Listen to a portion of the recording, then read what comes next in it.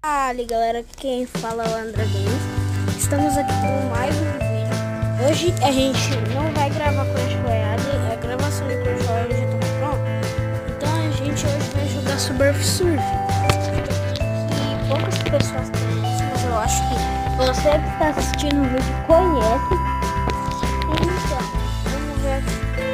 Alguém que está assistindo o vídeo conhece, né? Olha, gente, eu vi que vocês não estão mais com vontade de assistir o canal de vocês. Vocês acham que eu continuo com o canal ou que eu paro? Não sei. Não sei se vocês estão com aquela vontade de ver.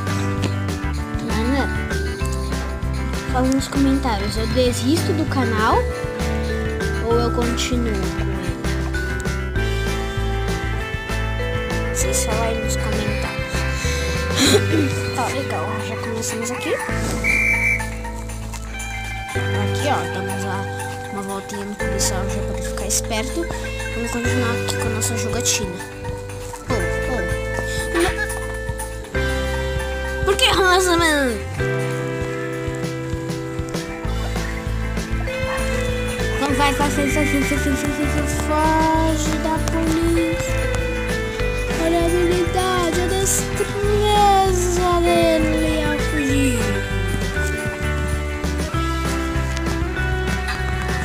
Nossa, gente, quase que eu morro. Nossa, gente.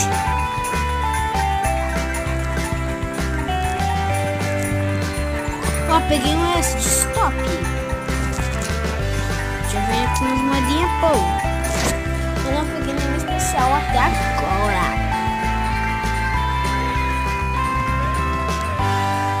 Gostava daquela música de... Era da hora. Uou, uou, uou, uou.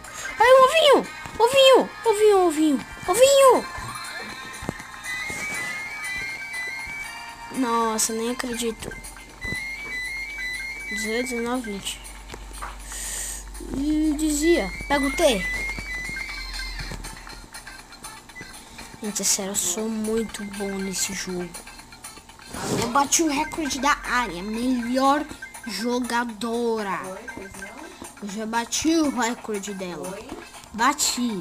Não, na verdade quebrei. Mentira, tá, gente? Só pra vocês me valorizarem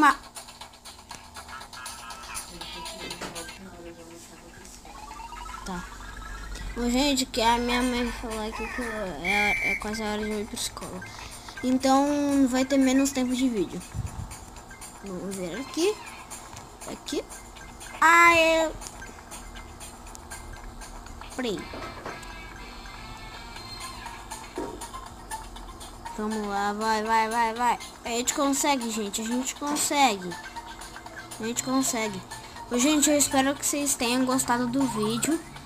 Então, vamos... Morri.